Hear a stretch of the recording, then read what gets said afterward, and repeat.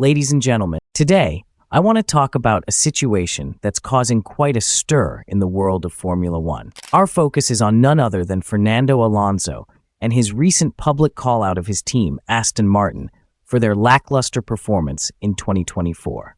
It's a move that has shaken the paddock and sparked intense discussions. Alonso, the two-time world champion, has expressed his frustration with Aston Martin, accusing the Silverstone-based squad of failing to deliver on the promise of competing at the top of the grid. Instead, they find themselves entrenched in the midfield, far from the podium finishes they aspire to. Now, it's crucial to note that this public criticism comes amidst a backdrop of internal team dynamics. Lance Stroll, Alonso's teammate, has been delivering results that are comparable, if not better, than Alonso's in recent times. This performance has led to the extension of Stroll's contract with the team. One might wonder, is this creating additional tension for Alonso? Could it spell trouble for his tenure with Aston Martin? Aston Martin's performance has been a significant disappointment, especially considering where they started last season and how they've fared in the development war. There seems to be little trust in the current technical staff, led by Dan Fallows.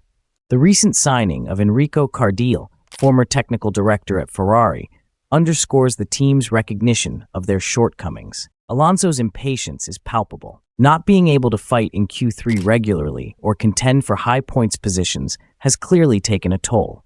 After a dismal Austrian Grand Prix, Alonso did not hold back, criticizing the team for their lack of pace and the high tire degradation that plagues their races. He emphasized the need for less talk and more action, a sentiment that resonates with many of us who follow the sport closely. However, it's not all about Alonso. Lance Stroll has managed to close the qualifying gap that once heavily favored Alonso. Stroll's performances, including finishing 7th in Canada while Alonso finished 6th, show that he's no pushover and is capable of challenging his teammate. Team principal Mike Crack acknowledged Alonso's valid points, but highlighted the packed race calendar as a significant hurdle in addressing these issues promptly. Despite the challenges, there's an optimistic tone within the team.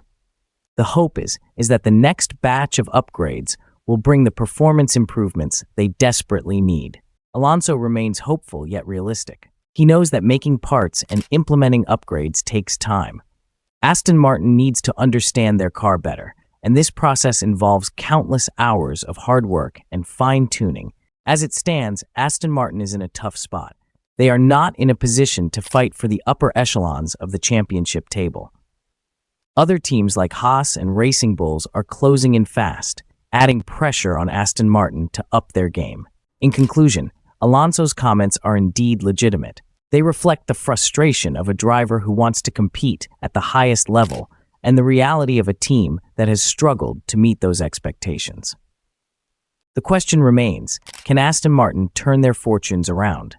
Only time will tell. Thank you, and let's keep our eyes on the track to see how this unfolds.